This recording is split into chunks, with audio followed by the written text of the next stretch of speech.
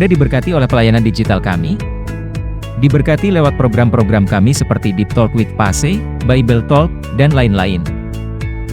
Kemudian ingin lebih dalam lagi belajar tentang kebenaran? Jadilah membership The Warriors Digital Ministry. Khusus yang mau benar-benar belajar tentang semua yang berbau Alkitab, tentang tafsir, tentang kebenaran yang lebih dalam, maka dengan join membership channel YouTube The Warriors, semua kebutuhan dan kerinduan tadi akan lebih terpuaskan. Caranya mudah. Pertama, klik dan buka channel The Warriors. Kemudian kedua, klik tombol join yang berada di sebelah tombol subscribe. Lalu jika sudah klik tombol join maka akan masuk ke halaman ini di mana Bapak Ibu bisa memilih ada dua level membership. Yang pertama The Warriors Family yang berisikan program-program pembahasan rutin seperti Living in Wisdom. Ataupun yang kedua yaitu The Warriors Bible Club yang berisi program-program rutin dan juga kelas Alkitab kami. Setelah memilih, maka Bapak Ibu akan masuk ke dalam halaman di mana Bapak Ibu diharuskan untuk memilih metode pembayaran. Metode ini bisa sangat bervariasi tergantung lokasi Google yang Bapak Ibu daftarkan. Jika sudah memilih, nantinya biaya membership ini akan otomatis terpotong saldonya, jadi mohon pastikan setiap bulannya agar saldonya tercukupi biar bisa langsung terauto debit. Nah, untuk Bapak Ibu yang ingin merubah level membershipnya, bisa dengan cara yang sama, yaitu masuk ke channel The Warriors, kemudian klik tombol si perks di sebelah tombol subscribe. Setelah itu pilih level membership yang baru. Demikian. Yuk segera join. Di mana lagi kita bisa belajar kebenaran, semudah di The Warriors, yang dibuat dengan konsisten. Sekedar info, kami sudah menjalankan pelayanan ini 9 tahun loh. Kami siapkan materinya dengan sungguh-sungguh, Anda tinggal mengikutinya. Di mana saja, kapan saja, selama sinyal HP dan WiFi ada, juga selama pulsa internet tersedia. Jadilah orang Kristen yang bijak di akhir zaman bersama The Warriors Digital Ministry. Menjadi keluarga besar dalam Tuhan di komunitas The Warriors.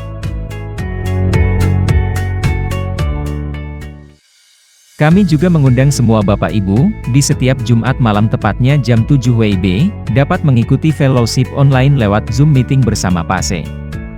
Di mana di dalam fellowship ini tidak hanya kita dapat berkoinonia dengan gembala dan juga keluarga besar JKI2, tetapi kita juga bisa berdiskusi tanya jawab secara live, mendalami khotbah minggu sehingga kita bisa memahami lebih sungguh.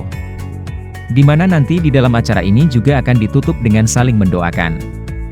Jadi jika berminat dan ingin mengikuti program ini, maka bisa menghubungi nomor admin di nomor 0813 8732 9300, dan pastinya acara ini free. Kami tunggu, sampai berjumpa, Tuhan Yesus memberkati.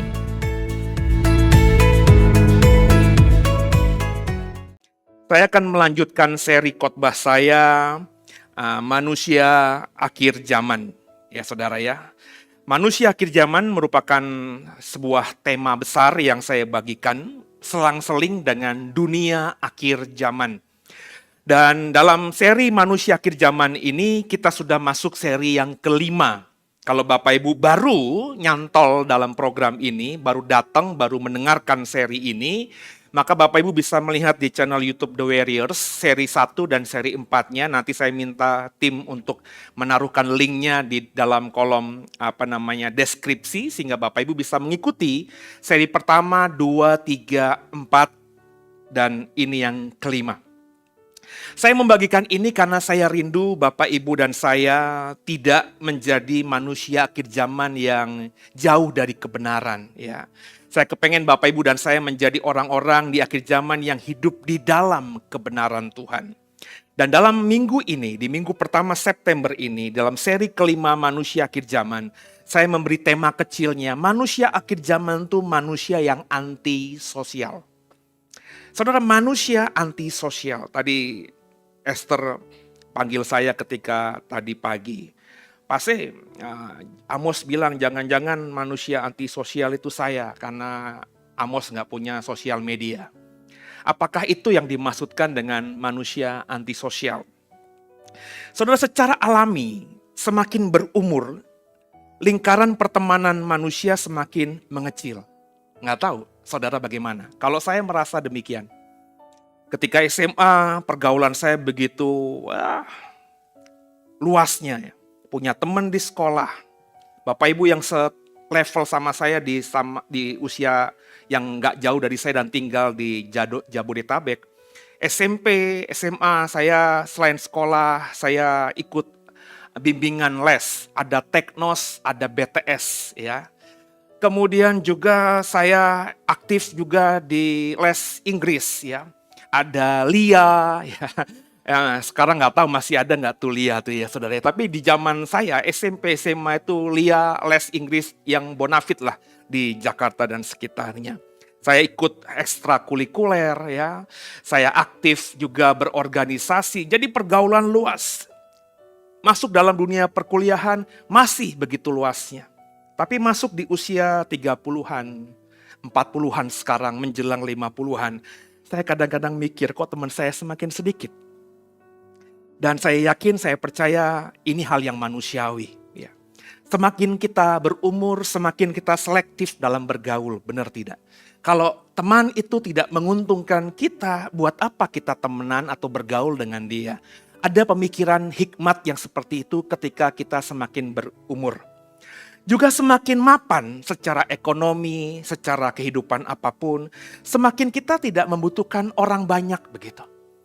Ketika dulu mungkin SMP saya berteman, mungkin di alam bawah sadar saya tidak terpikirkan hal itu, tapi saya berteman karena memang saya membutuhkan mereka. Saya masih ingat banget saya punya teman banyak di SMA, karena saya saat itu tidak punya mobil. Ya, belum punya mobil, sehingga kalau saya pengen jalan-jalan ke Bogor, ke Puncak, itu harus punya teman yang punya mobil. Sehingga saya punya teman-teman yang memang lebih kaya orang tuanya dibandingkan orang tua saya. Sehingga zaman SMA ada madol gitu ya, ada mata pelajaran yang kita nggak suka gitu, terus kita nggak masuk sekolah, terus teman saya yang punya mobil, kita ke Puncak, itu berkali-kali, saya memang Badung seperti itu. Bayangkan kalau saya tidak punya teman yang seperti itu, saya tidak akan punya pengalaman tengah hari belajar ke puncak gitu. Saya tidak punya pengalaman tengah minggu ke puncak, karena biasanya kalau ke puncak bapak saya ngajakinnya ya itu hanya setahun 2 kali. Zaman itu ya tidak seperti sekarang gitu ya, mobil juga mobil kantor gitu ya. Dan kalau ke puncak harus butuh uang banyak. Jadi bukan habit saya ke puncak.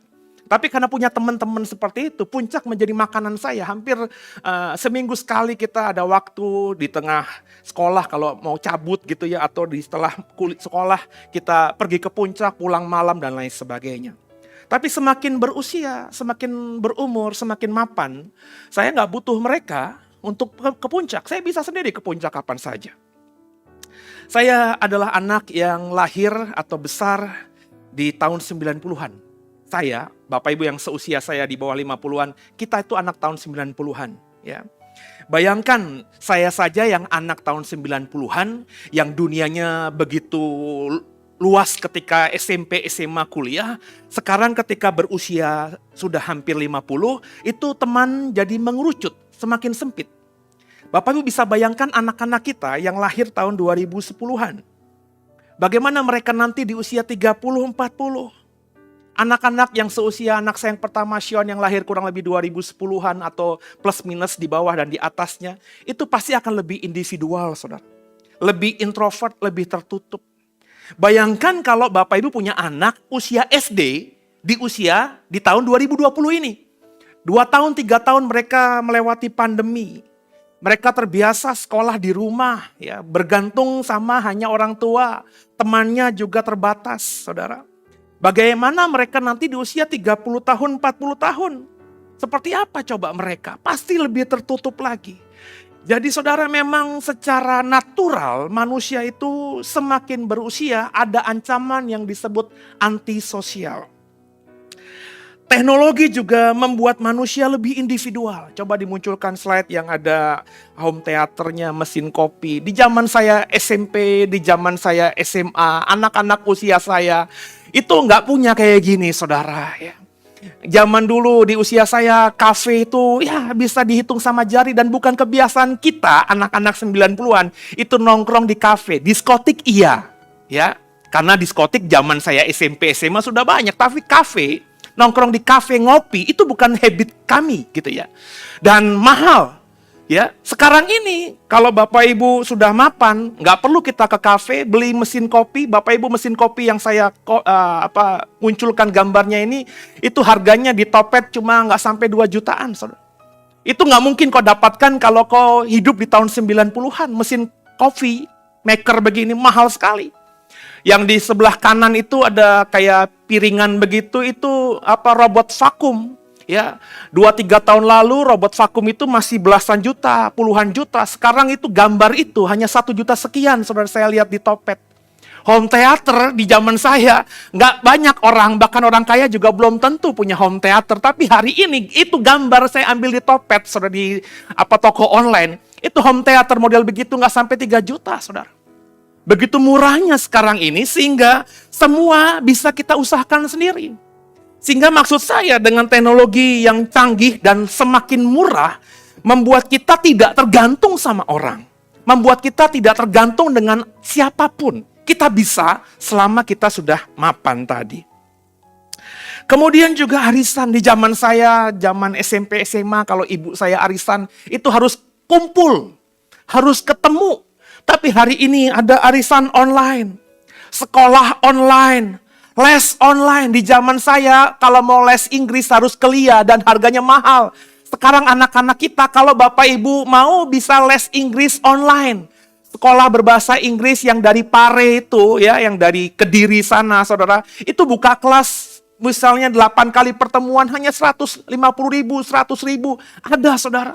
Asal mau saja, memang tidak seperti kalau les fisik ketemu on-site. Tapi paling tidak anak-anak kita bisa mulai berkomunikasi berbahasa Inggris. Berani berbahasa Inggris. Murah sekarang ini. Work from home. Ya, beberapa kita melanjutkan ini. Sudah membuat kita nyaman dengan kerja dari rumah. Ibadah online. Bapak Ibu, jemaat kita belum pulih. Waktu di ruko terakhir kali sebelum kita pindah ke tempat ini, itu jemaat bisa datang cukup memenuhi ruko. Tapi hari-hari ini bahkan memenuhi seperti di ruko saja belum sampai. Saya tidak bisa memaksa orang untuk ibadah ke gereja. Mungkin beberapa mereka sudah nyaman dengan ibadah online itu. Ya, jadi ini yang membentuk, saudara. Membentuk manusia akhir zaman, manusia yang antisosial. Tapi apakah itu maksud antisosial? Sebab kalau Bapak Ibu tidak mendalami kata antisosial, Bapak Ibu akan punya pemahaman bahwa manusia antisosial itu manusia yang individualistis, introvert, tidak mau bersosialisasi, maka disebut antisosial. Saya tadinya memahami begitu. Tapi setelah saya dalami, ketika saya berkhotbah ini, ternyata arti antisosial lebih dalam daripada itu. Ini adalah sakit kejiwaan, saudara. Coba munculkan pengertian dari antisosial, etimologi dari antisosial. Saya terkejut ketika saya membaca artikel atau jurnal yang mengatakan apa itu antisosial. Antisosial ini merupakan gangguan kepribadian di mana terjadi penyimpangan perilaku dari norma-norma yang terus dilakukan dari waktu ke waktu dan akhirnya mengarah pada perbuatan yang berpotensi membahayakan diri penderita maupun orang lain. Saya ketika membaca pengertian antisosial ini terkejut. Karena saya pikir orang yang antisosial, orang yang gak bergaul semata.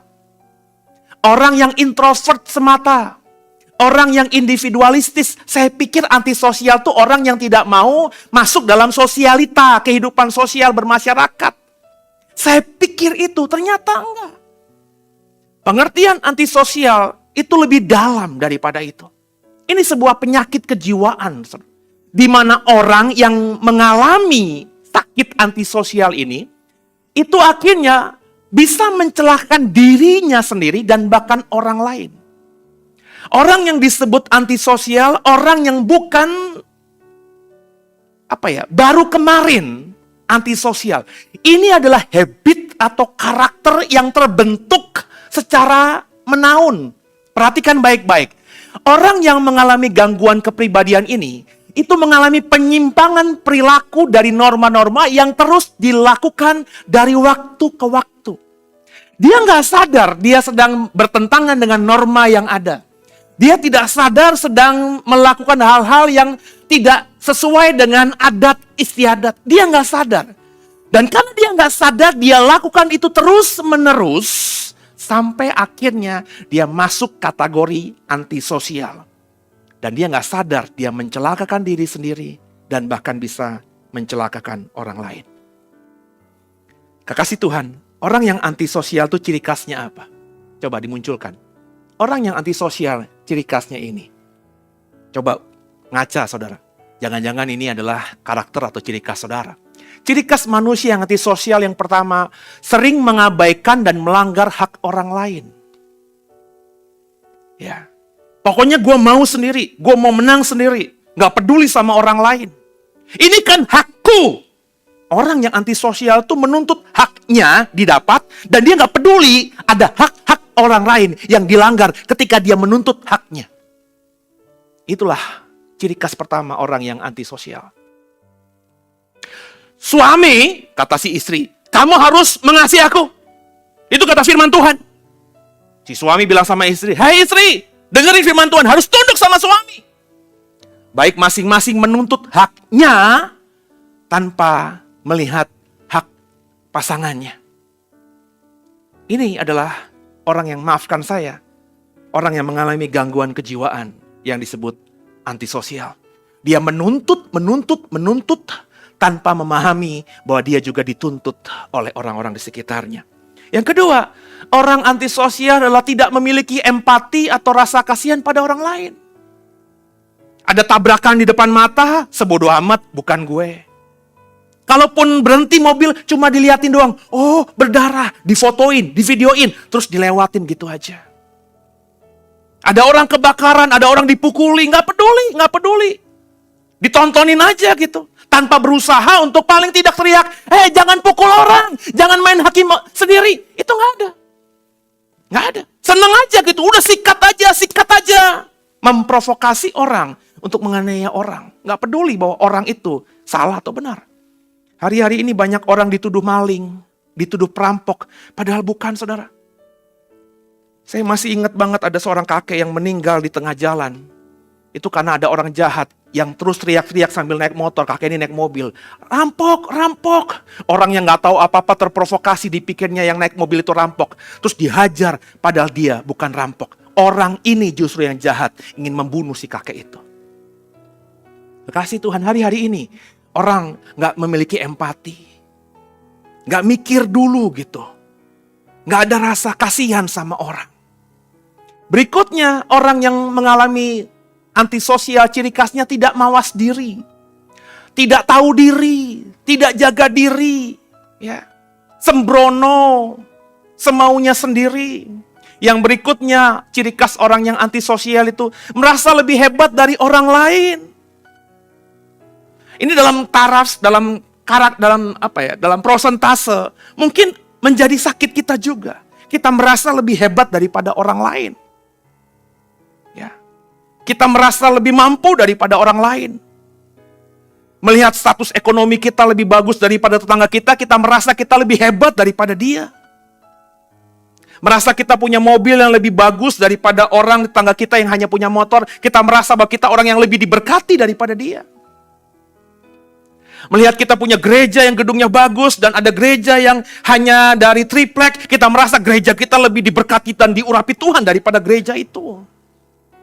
Ini orang yang antisosial, saudara. Saya yakin beberapa saudara dengar saya ini dan membaca ini, akhirnya terbuka bahwa antisosial itu lebih dalam daripada pemahaman kita yang sebelumnya.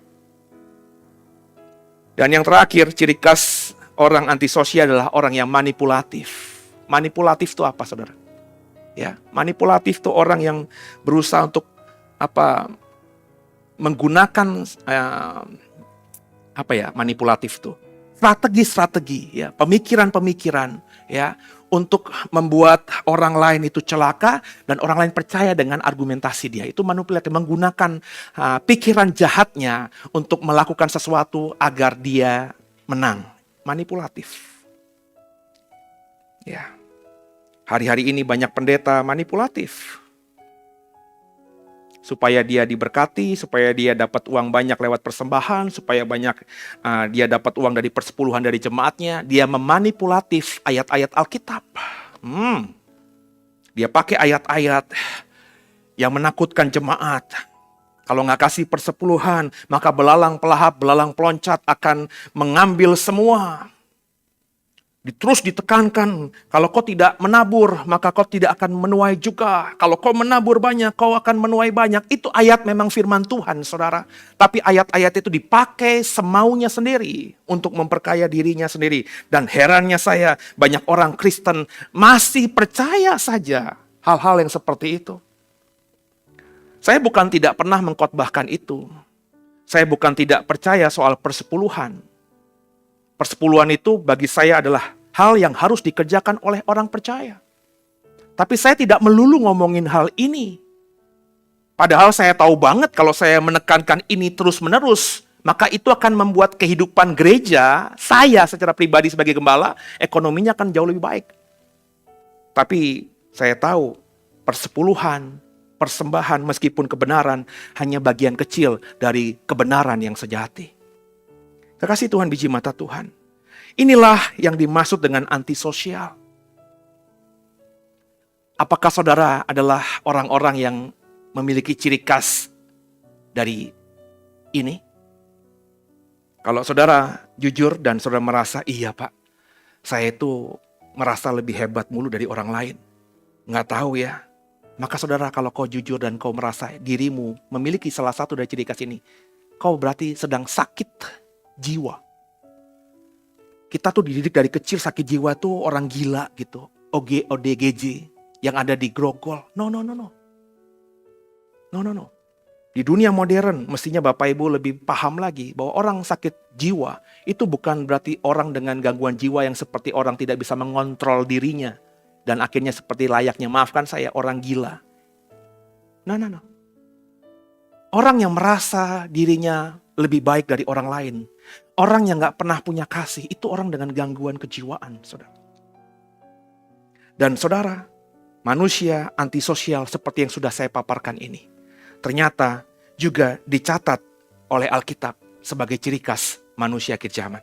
2 Timotius 3 ayat 2-3. Kekasih Tuhan, saya akan bacakan ayat-ayat ini. Ya. Manusia akan mencintai dirinya sendiri, menjadi hamba uang. Mereka akan membual dan menyombongkan diri. Mereka akan menjadi pemfitnah. Mereka akan berontak terhadap orang tua, tidak tahu berterima kasih dan tidak memperdulikan agama. Ayat 2 dulu, perhatikan baik-baik. Saya akan menekankan dimulai dari mereka akan menjadi pemfitnah. Orang yang suka memfitnah, itu orang yang masuk kategori antisosial. Sebab dengan memfitnah, dia mencelakakan orang lain. Dengan memfitnah, dia tidak mengasihi orang lain. Pokoknya dia suka kalau orang yang dia fitnah celaka aja. Dia suka kalau orang banyak percaya sama argumentasinya yang memfitnah seseorang tersebut. Kemudian mereka akan berontak terhadap orang tua, tidak tahu berterima kasih, tidak mempedulikan agama, nanti akan saya bahas, munculkan ayat 3. Tidak tahu mengasihi, tidak mau berdamai, suka menjelekkan orang, tidak dapat mengekang diri, garang, tidak suka yang baik. Ini sebenarnya dalam bahasa yang lain masuk kategori manusia antisosial. Ini adalah ciri khas manusia akhir zaman yang ditulis oleh Paulus dan diingatkan kepada Timotius, anak rohaninya. Dan sebagai orang percaya mestinya semua yang kita baca dari ayat 2 sampai ayat 3 tidak menjadi ciri khas kita. Orang-orang seperti ini sudah ada sejak zaman Alkitab. Cuma karena dunia semakin rusak, saya bilang, maka akhirnya manusia yang antisosial semakin mudah kita temukan. Semakin banyak terjangkit menjadi antisosial. Apalagi dengan dunia yang semakin sempit lewat media sosial, lewat teknologi. Sehingga akhirnya kita semakin terbuka bahwa semakin banyak orang yang antisosial yang bisa kita lihat. Tapi di akhir zaman ini dengan kondisi semakin ini dan semakin individual, manusia antisosial semakin banyak bermunculan. Ya, yang lagi viral dalam konteks Indonesia, saya ulang berkali-kali, ya kasus polisi bunuh polisi, itu termasuk antisosial, saudara. Adanya Komnas HAM, Bapak Ibu mikir nggak? Zaman saya SMP, SMA nggak ada Komnas HAM. Tapi sekarang di dunia modern, hampir di seluruh negara, ada lembaga seperti ini. Komnas HAM, Komnas Perempuan. Sometimes saya berpikir apa sih kerjaan mereka? Tapi ya saya akhirnya mengerti bahwa ini dibutuhkan. Komnas Pelindungan Anak. Ya. Ini kan indikator, saudara, bahwa manusia akhir zaman, manusia yang sakit. Sebab kalau nggak ada ciri khas manusia antisosial tadi, nggak ada yang antisosial, buat apa ada komnas-komnas semua tadi?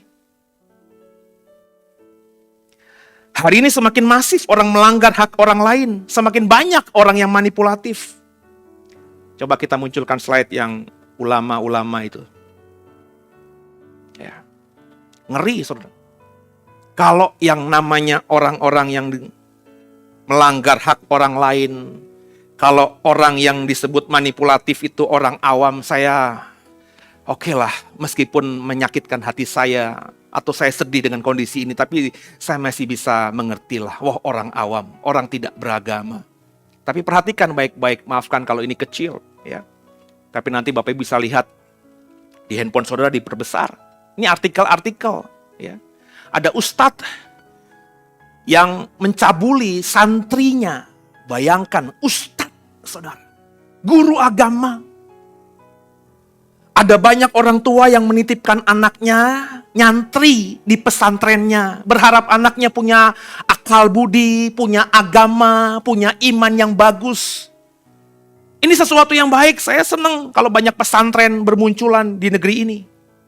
Karena logikanya dengan banyaknya pesantren akan muncul orang-orang yang mengerti Tuhan dan agama dengan baik. Tapi faktanya ada banyak oknum-oknum ustadz yang bejat. Saya nggak takut dituduh memfitnah. Ini fakta, koran yang saya clipping. Saya nggak ngomongin ustadz doang, dan jangan berpikir orang Kristen bilang, haha itu kan bukan orang Kristen Pak. Baca baik-baik, ada oknum pendeta juga yang mencabuli 6 siswa. Dia punya sekolah, dia dirikan sekolah. Orang tua Kristen yang menyekolahkan anaknya di sekolah Kristen tentu berharap agar anaknya ini pandai secara intelektual, tapi disertai dengan iman yang baik. Tapi ternyata ada guru Kristen di sekolah Kristen itu, bahkan pendeta di situ, yang mencabuli anak-anak. Setan tuh ada di mana-mana. Jangan kau berpikir hanya ada di luar Kristen.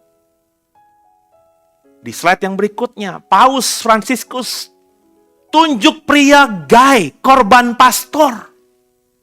Berarti kan ada pastor yang gay. Ini hanya satu clipping, saudara. Kalau saudara mendalami ini banyak cerita, kasus berbeda. Pendeta cabul bukan cuma satu. Pastor gay bukan cuma satu. Ustadz cabul bukan cuma yang ada di clipping ini, banyak. Dan ini ironis karena dilakukan orang-orang yang disebut orang beragama, guru agama, alim ulama. Ngeri nggak saudara? Mereka manipulatif. Kamu mau di ruqyah ya? Yuk sini tidur sama saya. Wah, kamu terikat dengan roh jahat. Ayo masuk ke kamar om. Ya kita nanti doa Bapa Kami 15 kali di situ. Dan dicabuli di tempat yang tersembunyi. Mengerikan. Banyak serigala berbulu domba. Nah saudara kekasih Tuhan, yang saya mau katakan bahwa manusia antisosial itu ada di sekitar kita. Dengan baju yang berbeda-beda. Ada yang mengenakan baju orang biasa, baju preman, baju aparat, baju agamawan, baju orang-orang berdasi, orang-orang kaya, aristokrat. Nggak ada kelompok manusia yang kebal terhadap ini. Dan kita sedang menghadapi dunia yang seperti itu, Bapak Ibu. Coba kita expose lagi. Kita lihat lagi 2 Timotius 3 ayat 2 tadi. Yang pertama, mereka akan jadi pemfitnah. Orang yang memutarbalikkan fakta. Bapak Ibu termasuk orang yang sering memutarbalikkan fakta enggak? Bapak Ibu hati-hati dengan orang yang banyak koar-koarnya. Tong kosong nyaring bunyinya. Bapak Ibu hati-hati dengan orang yang kalau ketemu selalu jelekin orang lain. Meskipun orang ini orang berpengaruh, ini adalah ciri khas mungkin jangan-jangan seorang pefitnah. Umur saya sudah hampir setengah abad. Pergaulan saya cukup luas untuk saya bisa menilai bahwa banyak pefitnah di sekitar kita. Orang yang memutarbalikkan fakta. Yang pintar bersilat kata. Makanya saya selalu bilang sama orang-orang terdekat saya, kunci mulut. Kalau kita berbeda pendapat, selesaikan berdua. Kalau tidak, kunci mulut, jangan ember, jangan bocor. Saya sering menasihati rekan-rekan pendeta yang pernah mengalami masa dia dizolimi, disakiti, diperlakukan tidak adil oleh gerejanya, oleh pendetanya. Saya selalu berkata, kalau kau merasa seperti itu, tinggalkan gerejamu sekarang, bangun pelayanan. Tapi jangan ngomongin pendetamu, jangan ngomongin gereja lamamu. Saya berkali-kali menekankan, kalau kau ulang-ulang setiap nongkrong di coffee shop, setiap nongkrong di warung Indomie, setiap nongkrong habis ibadah, kau ngomongin gereja lamamu, pendeta lamamu, maka pelayananmu tidak akan berkembang. Saya bilang begitu. Ucapan saya ini bukan cuma sekali, dua kali, berkali-kali, dan saya berani pastikan teruji.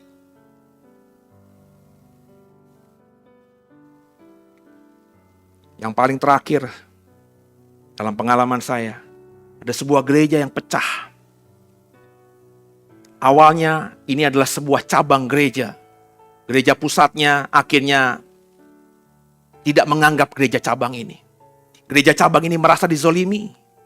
Sudah memberi yang terbaik kepada gereja pusat, tapi kok malah diperlakukan tidak baik. Maka beberapa pendetanya memisahkan diri. Ketemu sama saya. Saya mentoring. Saya bilang, ya sudah. Kalau kita mau berangkat sendiri, yuk saya temenin. Saya ajak ke sebuah institusi sinode. Mereka tergabung di situ. Dalam perjalanan waktu, setiap saya diundang ngobrol, habis khotbah, ngobrol, diajak makan, ngobrol, dia datengin ke, bahkan beberapa pendetanya tuh main ke Serpong. Mereka tinggal jauh, tapi main ke Serpong. Cuma pengen ngobrol dan saya mentoring. Nongkrong di Living Word, nongkrong di Mall Alam Sutra, di SMS beberapa kali. Tapi setiap saya nongkrong, kok bahan omongannya jelekin mulu gereja. Saya bilang, gak usah lah, itu masa lalu. Kita mau move on apa enggak? Tapi gak tahu kenapa mereka rohnya begitu. Sakit hatinya belum lepas. Saya bilang sama mereka, kalau kalian seperti ini gak lama kalian akan pecah. Gak mungkin lah Pak, kita udah kompak. Kita udah soul, satu hati. Orang-orang yang tadinya kompak satu hati ini. Gak lama. Saya berani ingat cuma 3 bulan. Gak lama. Pecah kongsi. Jadi 2. A dan B. Dan A dan B tetap menganggap saya bapak rohaninya. Si A sering ngundang saya, ngajak ngobrol saya, sharing kalau ketemu ngomongin si B juga ngundang saya khotbah, ngajak ngobrol saya mentoring kalau ketemu saya ngobrolin si A. Saya bilang, kalian ini sakit, saya bilang. Kalau kalian begini terus, kalau kalian mau pisah, ya pisah, gak apa-apa. Saya bilang, Paulus sama Barnabas juga berpisah kok. Petrus juga sama Paulus gak akur kok. Gak apa-apa, gak masalah. Saya juga pernah gak akur dan dipisahkan dari gereja lama saya, gak masalah, tapi jangan ngomongin masa lalu. Kita natapnya ke depan, layani aja Tuhan, do the best. Tapi mereka sering ngobrolin. Saya bilang akhirnya, aduh saya males deh. Akhirnya beberapa kali diundang, saya bilang saya gak mau. Ini komunitas yang sakit, saya bilang. Saya udah sebagai hamba Tuhan, kalau kau anggap saya bapak rohani, meskipun saya lebih muda dari beberapa pendetanya. Gak mau denger, ngapain saya bergaul dengan orang-orang yang sakit hati ini. Ketika saya tinggalkan, si B pecah, si A pecah. Si B hilang, tinggal pecahan si A. Sekarang saya nggak tahu kabarnya gimana. Kekasih Tuhan, jangan jadi pemfitnah dan jangan bergaul sama pemfitnah. Saya kalau ketemu orang, terus orang itu ngomongin orang, jelekin orang, udah. Sekali dua kali saya nongkrong sama dia, ketiga kali diajak, nehi, si berekete, kuci-kuci hotahi. Ngapain saya rusak diri saya dengan pergaulan seperti ini? Yang berikutnya, ayat yang kedua tadi. Mereka akan berontak pada orang tua. Saya ingin menegur saudara yang tidak hormat sama orang tua. Saya ingin menegur saudara dengan keras. Yang orang tuanya masih hidup tapi gak pada peduli sama dia. Yang mertuanya masih hidup tapi gak pada peduli sama dia. Jangan bilang sama saya kau Kristen. Jangan bilang sama saya kau pengikut Kristus. Bagaimana mungkin kau pengikut Kristus? Kristus gak pernah kau lihat. Berkali-kali ini ucapan saya. Siapa yang bisa melihat Yesus muka demi muka? Setiap kali mau bertemu Yesus, Yesus bisa kita lihat. Siapa? Gak ada.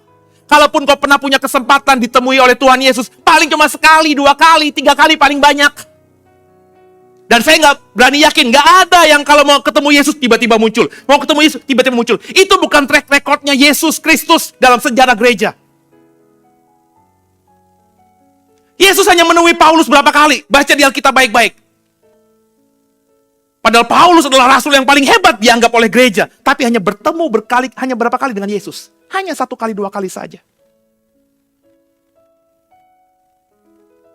Terus ada orang bersaksi bisa ketemu Yesus sampai puluhan kali? Nonsen. Kalau Yesus saja tidak pernah dia lihat. Dan dia percaya kepada Yesus. Ironis kalau dia tidak hormat sama orang tua. Pak, orang tua saya itu bebal, mertua saya itu jahat. Ya problemnya cuma Alkitab ngomong hormat orang tua. Titik. Hari ini ibu saya sakit. Bapak ibu kalau ibu saya sakit. Terus juga dengan, waktu kemarin habis tadi operasi. Itu faktor morfin kan. Orang tua kalau udah tua mau dioperasi besar kan disuntik morfin kan. Itu efek morfinnya sampai 2-3 hari saudara.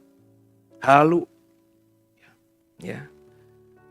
Tiba-tiba ambil dia tidur, diketuk-ketuk dadanya yang habis dioperasi itu. Itu bilang, Bapak makanan udah disiapin di meja makan. Ngeri lah gue. Bapak gue udah mati belasan tahun yang lalu. Ini nyokap gue mau mati juga jangan-jangan gitu kan. Ya. Terus tiba-tiba itu si Karti bilang, suruh angkat jemuran mau hujan. Karti pembantu rumah. Dia lagi di rumah sakit. Saudara. Sampai hari ini jujur saja. Ya sama ibu itu kalau ngobrol lama ya memang beda generasi. Tapi meskipun saya kesal sama dia karena nggak ngerti, logika berpikirnya udah kembali kayak anak-anak. Tapi saya tetap nyokap gue gitu. Ya daripada gue nanti nyesel, ya udahlah, telan aja lah. Meskipun kesel, telan aja lah. Ya. Bagaimana saudara? Yang ketiga di ayat yang kedua. Dikatakan tadi, mereka akan berontak terhadap orang tua dan tidak tahu berterima kasih. Nah, ketika saya khotbah beberapa waktu yang lalu ada orang komen, saya lupa ibu siapa. Pak Pendeta, bagaimana dengan kesaksian Pak Pendeta, pengajaran Pak Pendeta untuk kalau kita berbuat baik, kita nggak usah berterima kasih. Kalau kita diperbuatin baik sama orang lain, kita nggak usah berterima kasih. Karena kalau berterima kasih kepada orang itu, maka dia sudah dapat berkatnya dan nggak akan dapat berkat dari Tuhan. Saya kan mengajar begitu kan. Bagaimana dengan ayat ini? Bahwa manusia akhir zaman manusia yang tidak tahu berterima kasih. Terus saya balas, Bu sabar ya, nanti saya bahas dalam khotbah. Sebab kalau saya tulis di kolom komen nanti malah salah paham. Yang saya ajarkan saudara, kalau saudara berbuat baik sama saya, tolong mengerti saya tidak berterima kasih. Pak terima kasih ya. Karena saya tahu kalau saya berterima kasih sama saudara, Bapak sudah dapat upahnya dari ucapan terima kasih saya. Itu ayatnya ada, sudah saya singkapkan. Kalau Bapak juga berbuat baik sama saya, jangan juga berharap saya berterima kasih karena saya tahu Bapak lebih penting dapat berkat dari Tuhan daripada sekedar ucapan say thanks dari saya. Tapi bukan berarti Bapak, Ibu, Saudara, dan saya tidak jadi manusia yang berterima kasih. Berterima kasih itu apa sih? Ciri khas manusia akhir zaman yang tidak tahu berterima kasih itu apa sih? Yang lupa sama kebaikan orang. Kita sudah dibantu sama orang itu. Zaman kita susah, kita dimodalin sama orang itu. Terus kita tidak berterima kasih secara thank you, dan kita juga nggak peduli. Kita sudah jadi orang yang diberkati, kita lupa bahwa kita pernah dibantu sama orang itu. Nah, ini yang nggak boleh. Bapak Ibu harus ingat apa yang dilakukan orang lain, terutama hal-hal yang baik kepada kita. Kalau bisa, balas budinya. Supaya tidak terjadi utang budi.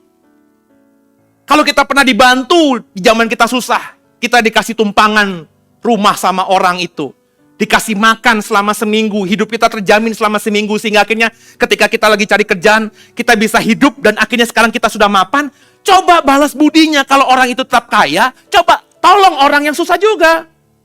Buka rumahmu untuk menjadi tumpangan bagi orang banyak. Kita nggak bisa jadi orang yang lupa budi sama orang lain. Dalam hidup saya, saudara, saya sadar banget, meskipun banyak yang nolong saya, tapi hanya orang-orang tertentu yang benar-benar berpengaruh dalam hidup saya. Di usia saya 27 tahun, limbung, Bapak Ibu tahu kesaksian saya nggak akan kesaksian lagi. Depresi, ditinggal pacar, terus juga hidup jadi gimana, garing gitu. Terus saya terdampar di sebuah gereja. Saya akhirnya kembali kepada Tuhan, mau deket sama Tuhan, dan akhirnya ngerasa terpanggil menjadi pelayan Tuhan. Itu dimotori oleh seorang pendeta gondrong saat itu. Saya nggak mau sebut nama, saudara. Ya, tapi saya masih ingat dia. Ketika jadwal namanya tidak ada di gereja saya cari di mana dia. Terus saya dapat dengar, oh dia sekarang merintis. Saya bilang, puji Tuhan. Dalam hati saya, one day nanti gue akan balas budi. Ketika akhirnya saya sudah jadi pendeta, saya masih cari. Ya, ada seorang dosen Petamburan yang ngomong sama saya karena dekat sama saya, seorang ibu. Ya, salah satu teolog perempuan terhebat bagi saya di dunia perteologian. Saya tahu dia rupanya rekan seangkatan sama pendeta yang memprovokasi saya untuk bertobat ini. Justru dia nanya, loh, Pak Seno kenal sama ini? Lah kenal Bu. Kenal tuh dalam artian gak seperti ibu lah, pernah ngobrol bareng, satu kelas bareng, tapi pendeta itu yang buat saya sekarang ini seperti ini Bu. Terus akhirnya kami berdua coba cari tahu. Ya, kami sering WhatsApp-WhatsAppan, Bu, ternyata pendeta ini sekarang jadi motivator. Pendeta ini jadi punya usaha apa gitu ya. Saya terus update sama dia, karena dia juga cukup dekat dengan pendeta ini. Saya masih ingat sampai sekarang. Bahkan ketika pendeta ini tidak lagi melayani Tuhan, saya masih bawa dalam doa dia.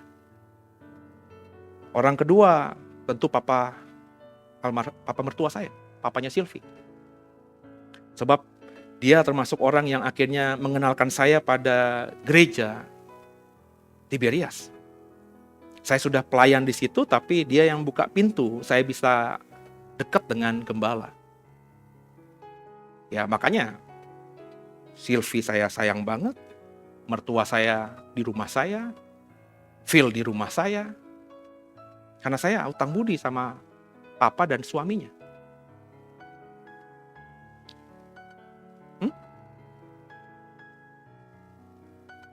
Iya, suami dari mama. Gue gak bisa, gak tega ninggalin mama, suruh rumah sendiri. Ngapain lah, udah tinggal sendiri, udah sama kita. Semata-mata karena tadi, saya gak pernah ngomong ini sama Sylvie. Bukan berarti saya lupa bahwa saya begini tuh karena papanya, enggak, gue inget kok. Yang berikutnya ya, gembala saya sebelumnya, Pak Pariaji. Ya. Saya disakiti sama gereja ini, jujur saja, iya. Difitnah. Tapi saya nggak pernah jelekin Pak Pariaji. Saya utang budi sama dia. Kalau dia nggak panggil Seno sini. Ketika ada di kolam renang. Yuk, iya namanya Seno kan? Iya Pak. Dia tepuk saya, dia bawa saya agak terjauh gitu. Minggu depan yuk ikut saya. Siapa? Ikut apa Pak? Ya yuk ikut jadi tim saya. Wah, saya bingung jadi tim gimana? Jadi tim apa Pak? Ya yuk bawa minyak dulu lah. Jadi saya jadi tukang minyak, saudara. Kalau saudara orang Tiberias tahu lah, ya, bawa minyak kemana-mana itu. Terus dia, minggu depannya saya pakai jas, saya tunggu dia rangkul pundak saya. Ya bahasanya tuh nuntun dia ke mobil gitu, dia sambil tepok-tepok. Terus dia bilang gini, mulai sekarang yuk hamba Tuhan. Hamba Tuhan gak boleh minta-minta sama orang. Kalau mau minta, mintanya sama Tuhan. Itu kata-kata kalimat Pak Pariaji pertama kali direct perintah gembala kepada asistennya atau pendetanya, timnya, kepada saya secara pribadi. Itu saya pegang. Dari usia 30 tahun saya dampingi Pak Pariaji, sekarang usia saya hampir 50 tahun. Saya ngomong berani di mimbar ini. Nggak pernah sekalipun saya minta-minta orang. Minta-minta pelayanan, mengkondisikan diri agar diundang gereja tertentu. Nggak pernah. Saya punya teman pendeta banyak. Begitu mudahnya kalau saya pergi ke Jawa Timur, tinggal browsing aja. Saya ke Jawa Timur nih, 3 bulan, 2 bulan, sebulan. Ada nggak yang mau undang saya? Begitu mudahnya, tapi nggak pernah saya kondisikan. Saya kalau ke Surabaya niatnya. Terus ketika saya perjalanan ke Surabaya, tiba-tiba ada beberapa orang, ya di Tulungagung, ya di Blitar terutama, karena saya dekat dengan keluarga di Blitar sana. Ia bilang, masa udah ke Jawa Timur nggak mau belok ke Blitar? Saya nggak pernah minta-minta. Oke deh, saya mampir hari Minggu aja. Pas saya bilang iya untuk hari Minggu karena diminta mereka hari Minggu. Tim anak mudanya bilang, Kak, masa hari Minggu doang? Layanin kami dong. Orang-orang manulanya. Masa besar di sini tapi nggak layani kami orang-orang tuanya? Ya terpaksa lah di-extend lagi. Dengar saya di Blitar, teman-teman di Tulungagung, teman-teman di Kediri, teman-teman di Madiun. Yang tidak tahu, tidak saya browsing, ya minta. Ya kalau minta waktunya cocok, saya bisa melayani. Kalau enggak, ya enggak. Saya nggak pernah minta-minta pelayanan, saudara. Karena itu adalah perintah Pak Pariaji kepada saya. Ketika saya pertama kali diajaknya jadi pendeta. Kekasih Tuhan. Yang keempat, kita belajar. Manusia akhir zaman, manusia yang antisosial itu apa? Di ayat yang kedua tadi. Ya, tidak memperdulikan, tidak berterima kasih, tidak memperdulikan agama. Perhatikan baik-baik. Tidak memperdulikan agama dan juga tidak berterima kasih. Agama itu ya agama. Dia beragama tapi nggak memperdulikan agama. Dia pendeta tapi nggak memperdulikan apa yang diajarkannya. Dia cuma ngajar jago ngomong, gak jago khotbah, tapi nggak jadi pelaku firman. Jago pimpin pujian, jago nyanyi, jago main musik di gereja, pelayan Tuhan di gereja, tapi kehidupan sehari-harinya nggak ubahnya sama orang-orang yang tidak beragama. Bisnisnya masih ngaco. Pokoknya banyak ngelukain orang. Cara dia kerja menghalalkan segala cara. Di gereja kayak malaikat. Di luar, ya saudara sebut sendirilah. Dan ini fakta saudara. Dan ini yang saya berusaha mati-matian kerjakan supaya saya tidak seperti itu. Dan jujur saja susah. Susah. Hari ini jujur saya lagi dilema nih. Ada sesuatu, saya sedang di persimpangan jalan jujur saja. Nantilah ya, beberapa waktu ke depan saya akan bersaksi apa yang sedang saya gumuli. Karena saya belum menemukan jawabannya dari Tuhan. Dan persimpangan jalan ini kiri kanan cuma 2 pilihan. Dan dua-duanya tuh bagus. Baik. Buat saya pribadi, buat keluarga saya, buat gereja ini ke depannya bagus. Tapi saya sedang dilema, apakah saya harus mengerjakannya atau tidak. Saya bahkan tidak ceritakan sama istri saya. Sebab kalau saya punya pergumulan begini, saya selesaikan dulu. Kalau saya sudah ngambil keputusan, saya baru tanya, menurut lo gimana? Sebab kalau saya belum apa-apa udah minta pertimbangan Silvi, kadang-kadang dia malah merusak pikiran gue sendiri gitu. Karena idenya dia tuh kadang-kadang out of the box gitu ya. Yang berbeda dengan saya gitu alur pikirannya. Mungkin perempuan dengan laki-laki gitu. Jadi saya tuh lebih baik kalau sudah ngambil keputusan, saya baru tanya. Kalau dia oke, saya kerjain. Kalau nggak oke, saya postpone begitu. Yang keempat saudara. Ya, apa yang kita lihat dari manusia antisosial di ayat ketiga. Ya, manusia antisosial itu manusia yang tidak tahu mengasihi. Coba perhatikan kalimatnya. Tidak tahu mengasihi. Jadi bukan tidak mengasihi, tidak tahu mengasihi. Jadi bagaimana mengasihi orang tahu mengasihi aja enggak gitu loh.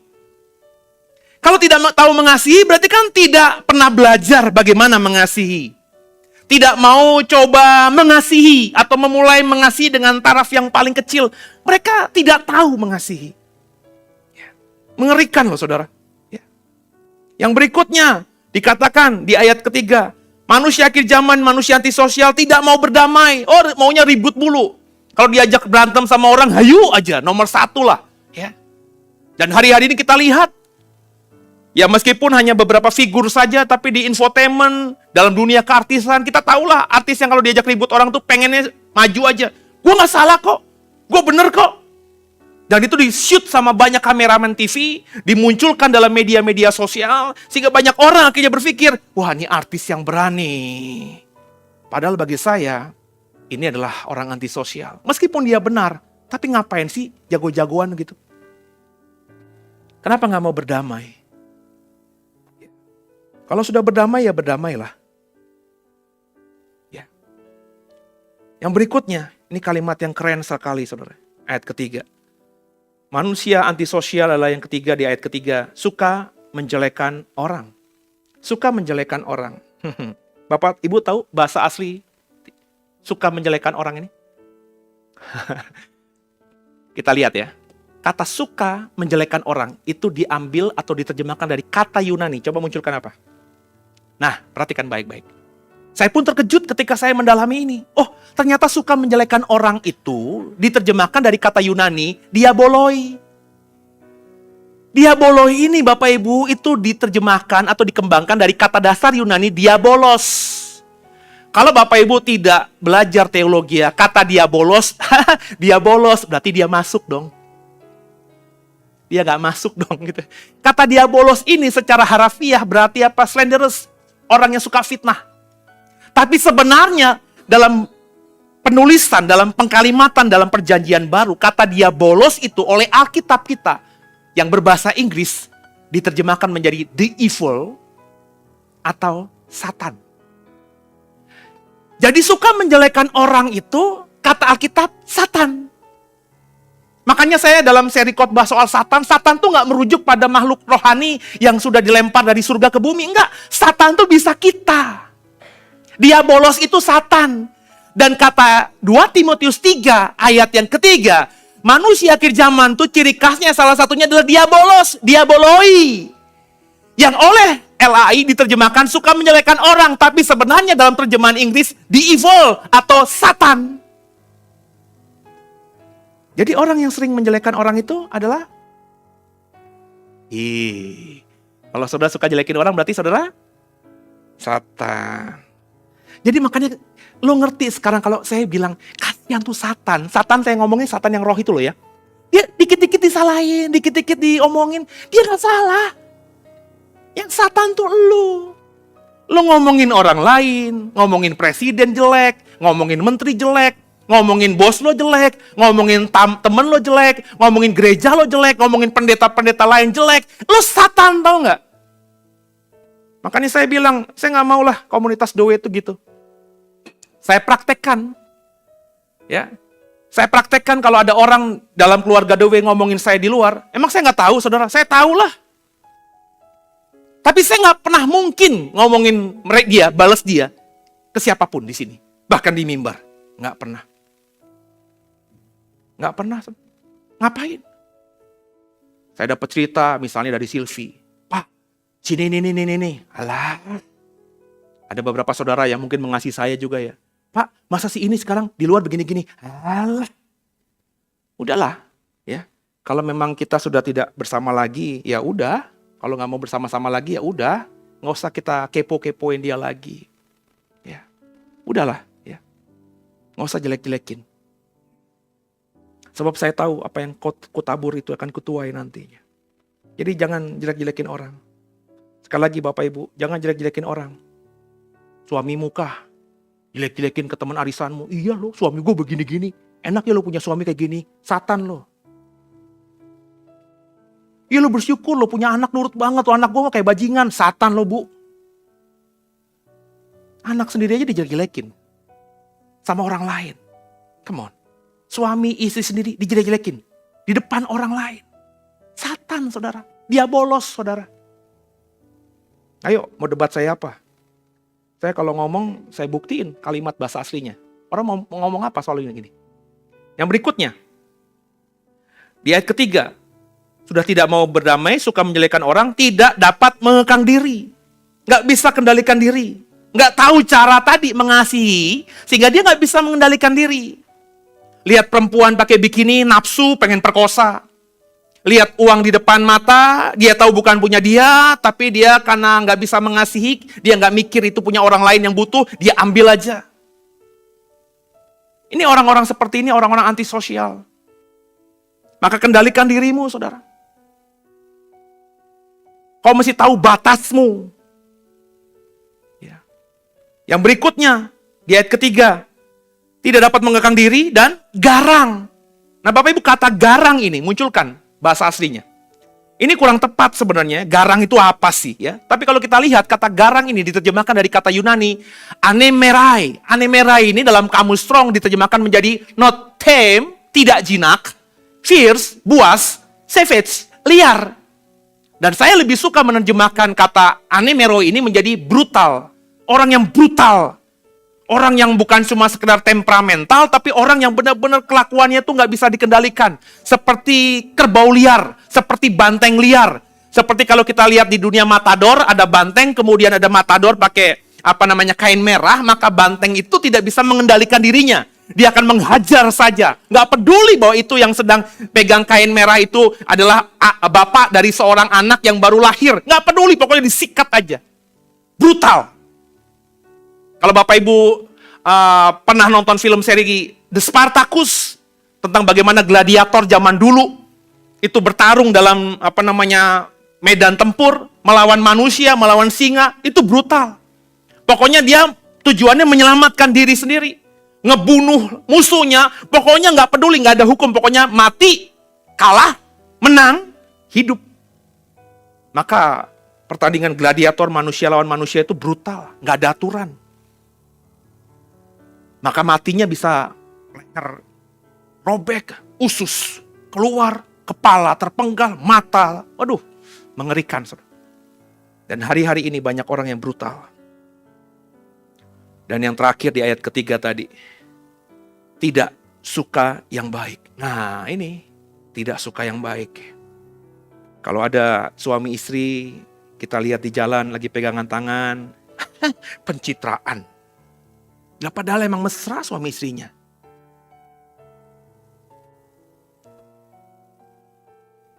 Pokoknya gak suka yang baik gitu. Di gereja ada orang lagi nyembah Tuhan dengan sungguh. Kamuflase.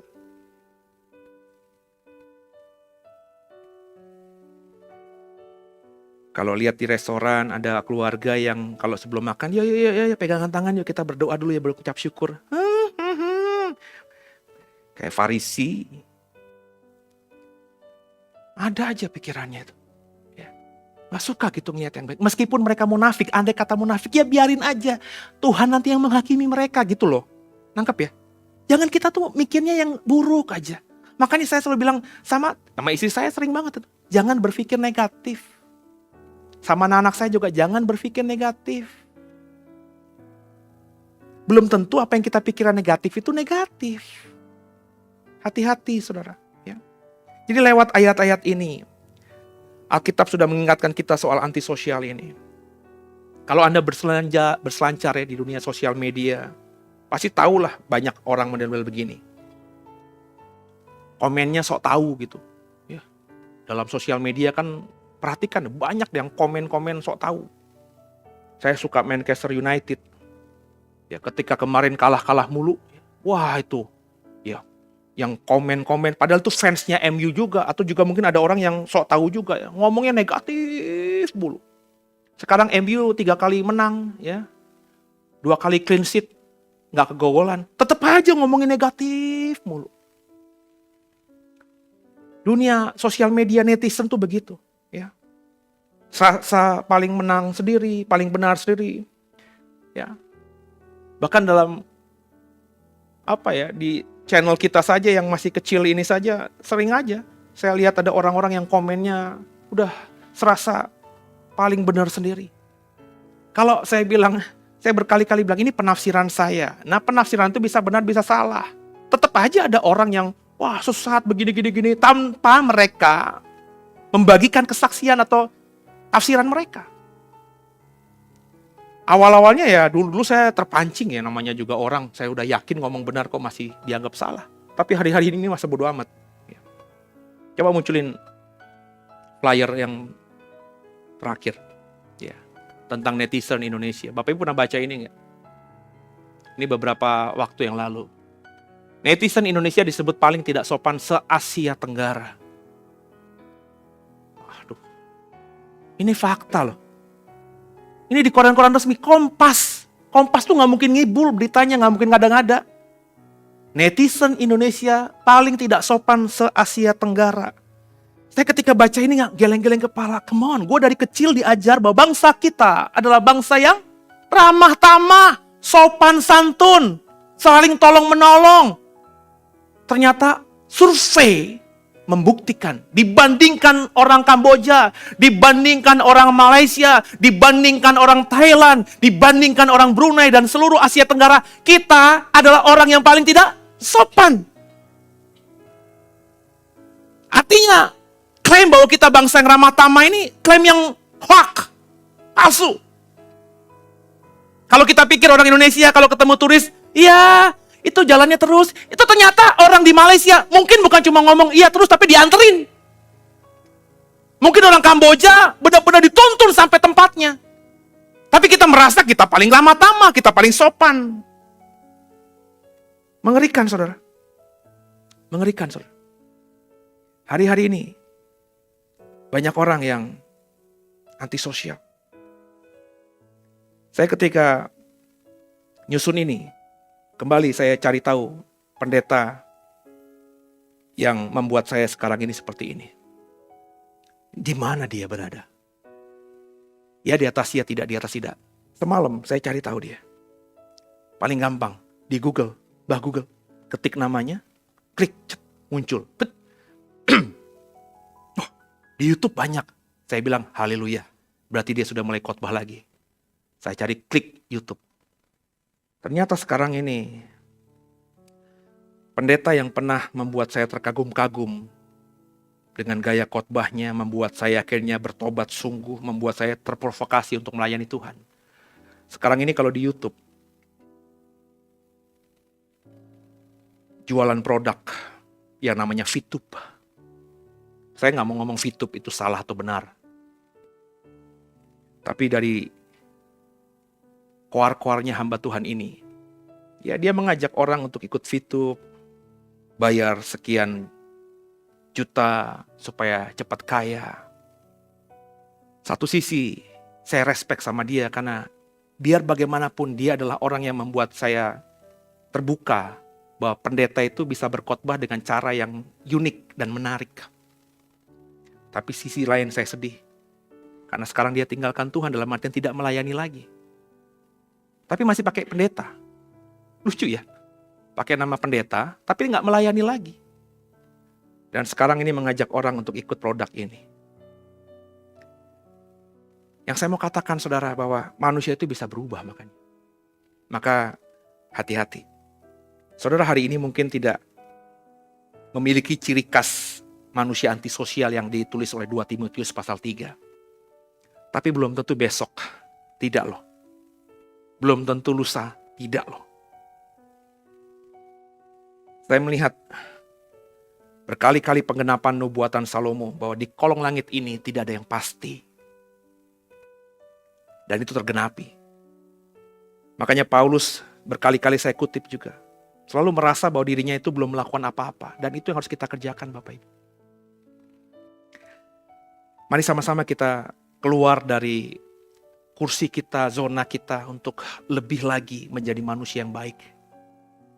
Jangan jadi manusia yang antisosial, manusia yang manipulatif, manusia yang mau menang sendiri, manusia yang tidak punya rasa kasihan terhadap orang lain, manusia yang gampang melanggar hak orang lain, manusia yang merasa dirinya paling hebat, paling luar biasa dan orang lain itu gak ada apa-apanya dibanding dirinya. Buang jauh-jauh itu. Saya udah tua. Sometimes saya sebagai orang yang lebih tua, kepada anak-anak yang lebih muda, saya merasa saya lebih hebat. Tapi karena saya belajar untuk menjadi orang yang tidak antisosial, saya kalau ketemu anak muda yang hebat, saya langsung apresiasi. Seperti saya bilang di minggu lalu, ketika saya naik Gojek, mobil, dari Alam Sutra rumah saya menuju ke Darmais, saya ketemu anak muda yang orang tuanya tinggal di Alam Sutra, di klaster yang lebih premium dibanding klaster kami. Karena di klasternya dia, itu rumahnya besar-besar. Berarti saya asumsikan bapak ibunya kaya raya. Terus dia naik mobil, ya, dia nge-Grab. Terus dia bilang, saya kerja juga di Hyatt Pak, saya lulusan Trisakti Pariwisata. Terus karena satu alma mater, oh yang di Rempoa itu ya, di Bintaro ya? Iya Pak, saya juga teman angkatan tua saya bilang begitu. Saya ekonomi, nyambung gitu kan ya. Terus saya apresiasi, bokap lo kerja apa? Ya pengusaha Pak, pengusaha tambang. Bapak Ibu tahu dong kalau udah ngomong pengusaha tambang itu kayak gimana? Batu bara lah, apalah. Makanya nggak heran dia punya rumah, orang tuanya punya rumah di sebuah klaster yang premium di Alam Sutra. Tapi dia masih mau nge-Grab. Ya. Jadi kalau saya ke kantor Pak, saya nge-Grab. Kalau saya misalnya tidak udah selesai tugas ya sambil nunggu pacarnya pulang kerja saya nge-Grab. Saya bahkan kalau sudah nggak ada kegiatan apa-apa dan saya masih fit, saya nge-Grab. Lumayan Pak. Saya bilang, lo keren banget. Usianya baru 23, 24. Anak saya itu. Tapi saya omong, lo keren. Kreatif. Nggak berpangku tangan. Ya, sama orang tua. Dia bilang dia anak laki-laki satu-satunya, 3 bersaudara. Cece-nya, adiknya perempuan. Laki-laki. Bapaknya Jawa, ibunya Chinese. Saya bilang, wah warisan lo gede tuh. Laki-laki satu-satunya. Dia senyum-senyum. Tapi saya gak mau lah Pak. Ya. Kenapa lo gak kerja sama bokap lo aja? Aduh Pak. Lo kerja sama bokap sendiri kan tahu sendiri kalau bokap marah itu udah gak di-filter. Ya kan emang benar juga ya. Kalau saya marah sama si Sion kan gak pakai filter lagi. Anak gue sendiri gitu ya. Tapi kalau saya marah sama saudara mungkin saya mikir juga gitu ya. Wah gak ada hubungan darah. Lah aku bilang iya emang begitulah. Ntar lo kalau punya anak juga, lo marahin anak juga lo gak pakai filter. Saya bilang begitu. Ya. Kenapa gak bantuin? Ya enggak lah, saya gak mau berpangku tangan lah. Gak mau dianggap nanti hebat, sukses gara-gara bapak. Bayangin, dia punya fasilitas, dia gak mau itu, dia nge-Grab. Dia kerja, dia punya kerjaan di Hyatt. Dia berusaha sendiri, mandiri. Dia mobil juga bilang, ini mobil dia bayangin, rumahnya di klaster premium di Alam Sutra. Mobilnya Ayla. Maafkan ya, saya bukan merendahkan Ayla. Cuman itu mobil LG apa tuh ya itu? Ya LG apa itu namanya itu ya. Terus dia bilang ini juga saya kredit Pak. Saya langsung waduh. Itu kalau dia lagi nganjitir pengen gue peluk. Jarang laki-laki begini. Lahir dari keluarga berada, kaya, anak laki-laki satu-satunya. Naik mobil, dia kredit sendiri. Dia berusaha untuk nutupi dari nge-Grab juga. Padahal dia kalau ongkang-ongkang kaki, dia jadi direktur di perusahaan bapaknya bisa. Papa udah nyuruh tapi saya gak mau Pak. Terus nanti kalau diwariskin, nah itu lain soal Pak. Kalau bapak udah gak ada mungkin saya mau gitu. Tapi kalau papa masih di situ saya gak mau. Karena ya tadi ya, kalau papanya marah tuh vulgar. Dan saya bilang biasa, gue juga gitu. Dulu juga gue gak ngerti bokap gue kalau marah tuh begitu. Tapi sekarang saya ngerti ketika saya punya anak. Saya kalau marahin anak gak ada niat jahatnya. Kalaupun pukul, pernah saya pukul Sean, tanya tak. Tangan ini pernah mukul Sean. Apakah saya jahat sama Sean? Enggak. Nggak tahu si Sean dendam apa tidak sama saya. Tapi bagi saya kalau anak salah harus dipukul. Diomongin nggak bisa, diajak ngobrol nggak bisa, ngelawan terus. Ya. Tapi ya nggak sekali-kali dikit-dikit, Sean pak, enggak.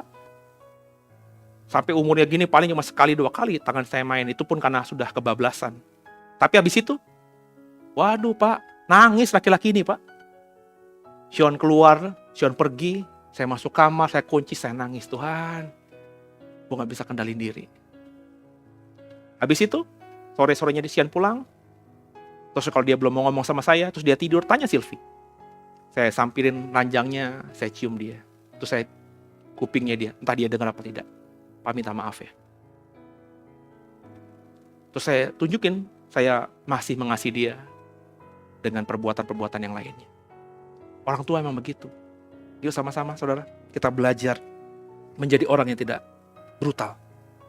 Nah, bagaimana bisa menjadi orang yang tidak antisosial dengan cepat? Pertama harus sadar diri. Makanya saudara harus jujur. Ciri khas tadi ada nggak dalam diri kita?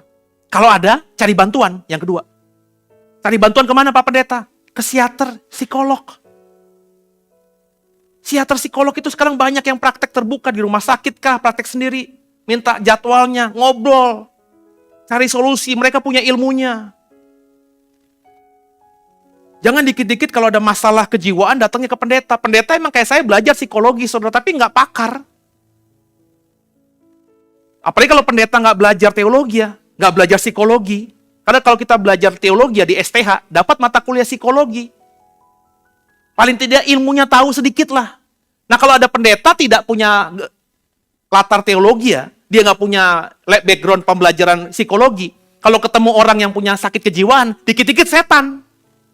Wah, dikuasai setan nih. Ya.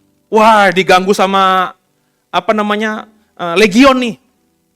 Wah, hari ini saya baru ngelepasin 300 legion, itu ada 1.000, 700 masih ada dalam dirimu. Wah, orang ini semakin depresi karena 700 setan masih dalam dirinya. Cari bantuan, saudara.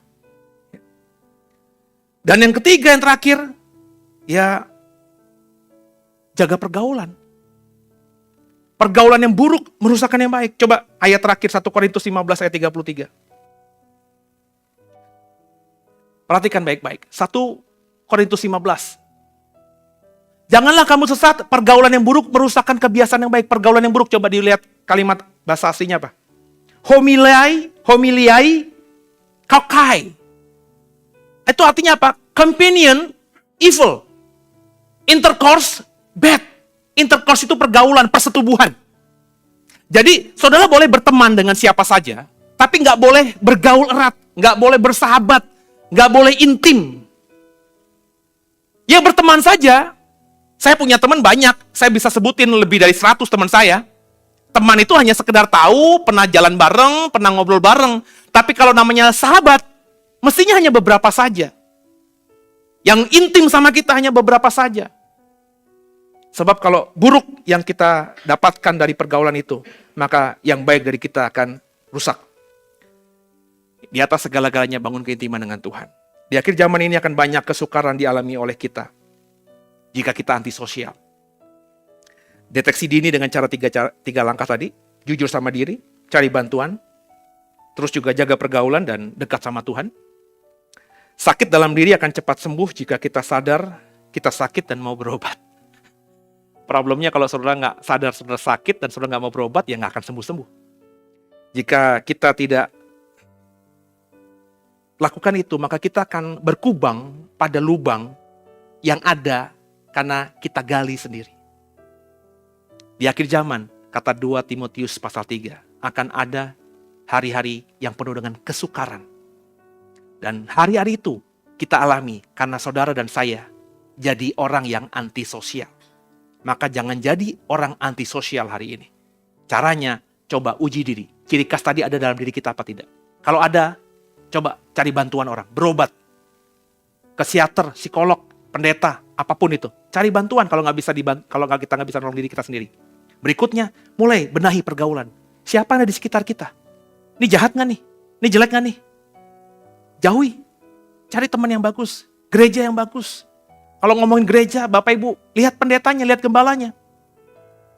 Kalau gembalamu, pendetamu itu suka klinik, ya.